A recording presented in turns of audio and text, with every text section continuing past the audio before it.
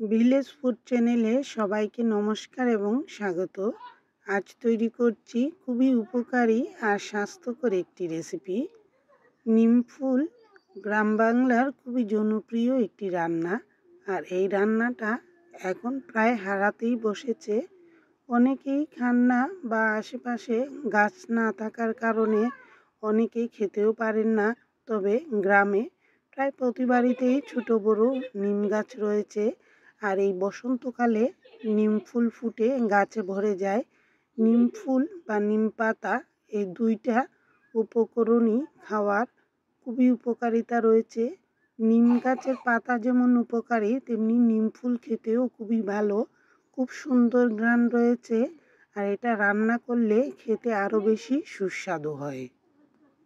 তিতে হওয়ার কারণে নিম ফুল সরাসরি না ভেজে সাথে অল্প একটু আলু বা অন্য সবজি দিলে খুবই ভালো লাগে। ছোটো ছোটো আলুর টুকরা নিয়েছি, সেই সাথে রয়েছে একটি শুকনো মরিচ, সরিষা এবং নিম ফুলগুলো ডাঁটা থেকে আলাদা করে ভালো করে ধুয়ে জল ঝরিয়ে রেখেছিলাম।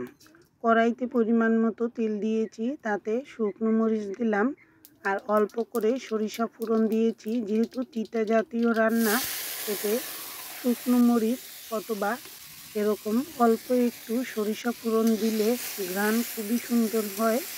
অল্প কিছু আলু নিয়েছি, একদম ছোটো ছোটো টুকরা করে নিলাম, এতে ফুলের সাথে খুব সহজে রান্না হবে। ফুলগুলো দেওয়ার আগেই আলুগুলো সামান্য লবণ হলুদ দিয়ে হালকা নেড়ে চেড়ে ভাপিয়ে নিচ্ছি, এতে আলু সেদ্ধ হয়ে আসবে তাড়াতাড়ি।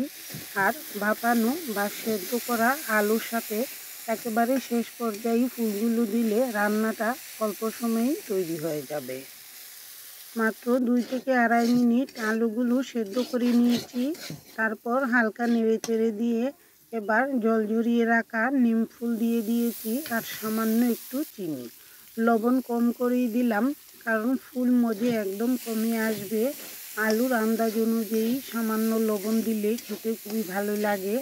আর এবার হালকা আঁচেই একটু পরপর নেড়ে চেড়ে দিতে হবে, যতক্ষণ ফুলগুলো একটু মচমচে না হয়।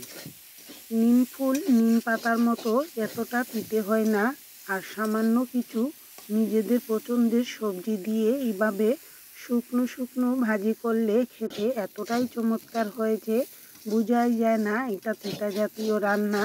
আর এই রান্নাটা পরিবারের স্বাস্থ্য সুরক্ষায় খুবই ভালো কাজ করবে।